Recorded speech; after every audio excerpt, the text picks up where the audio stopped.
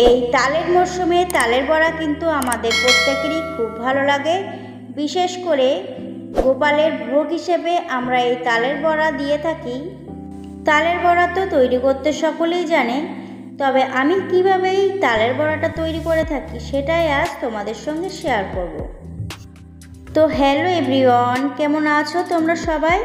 আশা করি খুব ভালো আছো and welcome to my channel. তো রেসিপিটি যদি ভালো লেগে থাকে তাহলে লাইক অ্যান্ড শেয়ার করে রাখবে, আর আমার চ্যানেলে নতুন হয়ে থাকলে চ্যানেলটিকে সাবস্ক্রাইব করে নেবে। তাহলে দেখে নেওয়া যাক আজকে আমার রেসিপি তালের বড়া। তো রেসিপিটা বানানোর জন্য এখানে আমি একটা পাকা দেখে তাল নিয়েছি। এবার এই তালের পিছনের অংশটা আমি একটু খুলে নেব, তারপরে এই মুখের অংশটা আমি একটু টেনে খুলে নেব। এবার আমি তালের খোসাগুলো খুব ভালো করে ছাড়িয়ে নেব।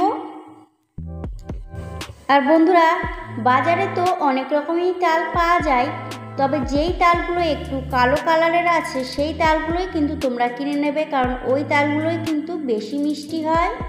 তো তালের খোসাগুলো কিন্তু আমি পুরোটাই ছাড়িয়ে নিয়েছি। এবার পেছনের অংশটা একটু ছাড়িয়ে নেব, তারপরে আটিটা আমি 3 ভাগ করে নেব। এবার আমি এর মধ্যে 1 কোষ জল দিয়ে খুব ভালো করে চটকে চটকে তালের আটিগুলোকে একটু নরম করে নেব। এইভাবে কিন্তু আমি 3টে আটি জল দিয়ে দিয়ে খুব ভালো করে চটকে নেব। প্রথমে অবস্থায় যদি তালের আটিগুলোকে একটু চটকে নেওয়া যায় তাহলে কিন্তু তালের পাল্পটা খুব সহজেই বেরিয়ে আসে। এবার আমি একটা গ্রেটার দিয়ে খুব ভালো করে তালের আটিগুলো একটা একটা করে ঘষে ঘষে তালের পাল্পটা বার করে নেব। এইভাবে আমি তালের পাল্পকে খুব ভালো করে বের করে নিয়েছি। এবার একটা বড় ছাঁকনি দিয়ে খুব ভালো করে ছেঁকে নেব, যাতে তালের মধ্যে কোনো রকম আঁশ না থাকে। তো এইভাবে আমি পুরোটাই ছেঁকে নেব।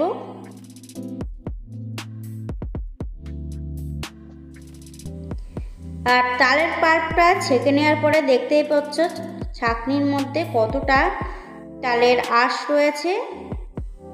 তো এদিকে কিন্তু আমি তালের পাল্পটা পুরোটাই বের করে নিয়েছি। এতটা আমি বানাবো না, এখান থেকে আমি 2 কাপ মতন রাখবো, আর বাকিটা আমি একটা কন্টেনারে করে স্টোর করে রেখে দেব। আর তালের পাল্পটা যখন স্টোর করে রাখবে তখন কিন্তু নর্মাল ফ্রিজে রাখবে না, ডিপ ফ্রিজে রেখে দিতে হবে। আর যদি 1 দিন কি 2 দিনের জন্য রাখো তাহলে নর্মাল ফ্রিজে রাখতে পারো। তো এখানে আমি 1 কাপ ময়দা দিয়ে দেব। 2 কাপ তালের জন্য কিন্তু 1 কাপ ময়দা দিতে হবে। আর দিয়ে দেব 1 কাপ সুজি, আর দিয়ে দেব 1 কাপ চিনি।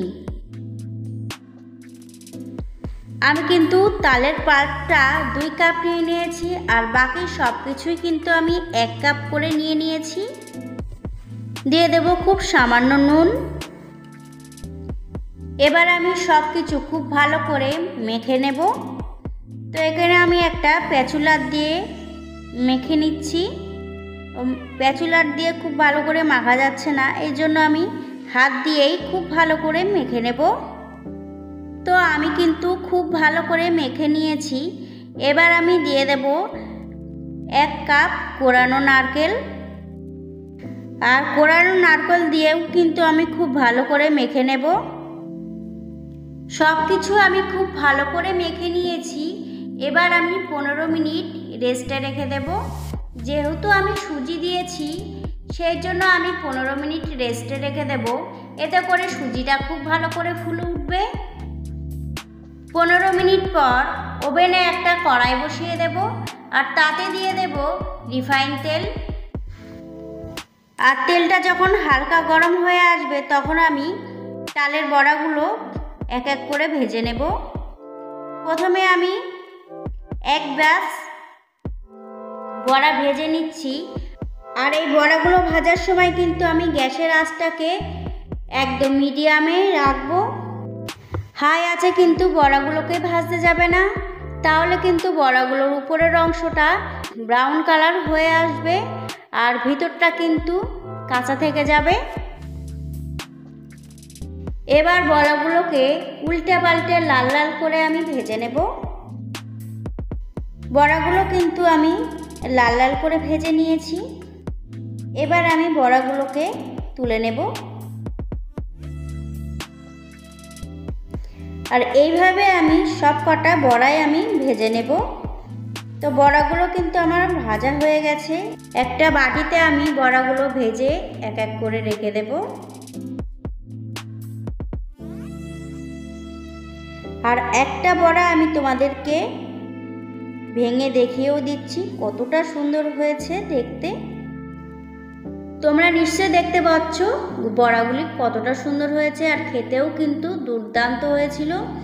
তো খুব সহজ ও সিম্পলভাবে আমি রেসিপিটা তোমাদের সঙ্গে শেয়ার করেছি।